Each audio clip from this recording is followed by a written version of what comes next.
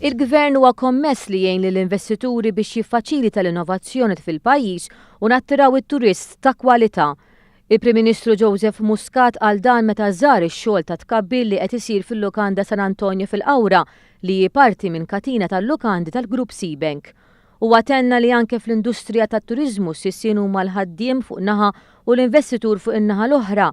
Ix-xogħol ta' espansjoni li qed isir f'din il-lukanda huwa xhieda kif permezz ta' investiment u bil-kollaborazzjoni tal-ħaddiema se jkompli jiżdiedu l-impjiegi. Dan l-investiment mistenni joħloq 100 impjieg ġdid.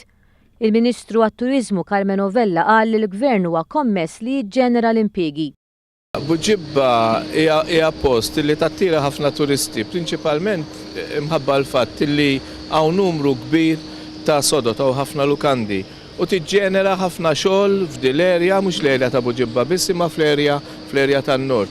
Qed tiġġenera ħafna impjiegi, aħna qed nissapportjaw dawn il-proġetti mhux biss biex inżidu t-turisti imma anki biex inżidu l-impjiegi kif intqal dalgħodu anki mill-investitur ta' din il-hotel illi bl-estensjoni illi għamel se jkun qed iżid numru sostanzjali ta' jobs.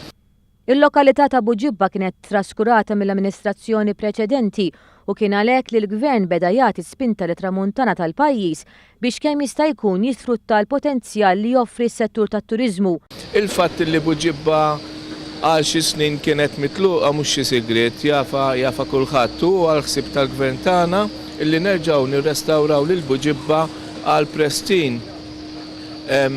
condition illi ħallejnija meta konna spiċċajna mill-Gvern. Se nerġgħu naqbdu r-ritmu biex nerġgħu nenħansjaw nupgradejaw il-prodott ta' Buġibba, nerġa' ngħid il għaliex inutli noqogħdu nġibu t-turisti imbagħad intuhom esperjenza ħażina bi prodott medjokru. L-intenzjoni tagħna waħda li nġibu t-turisti u li ntuhom prodott u esperjenza tajba. One News kellem mad-direttur ta' Seabank Group Silvio De Bono. Il-lukanda inna l-ewwel darba li ftaħnija ħanalqu 13 sena.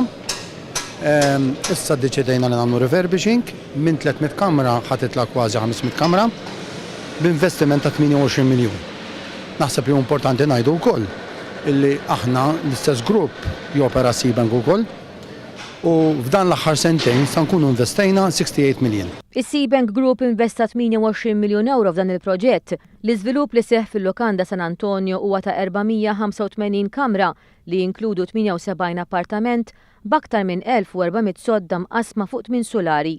Ix-xogħol fuq dan il-proġett mistenni jitlesta 50 ġimgħat oħra meta l-lukanda terġa' tinfetaħ għal 9 Marzu li ġej. Dan l-investiment juri fiduċja fil-pajjiż biex inkomplu nattiraw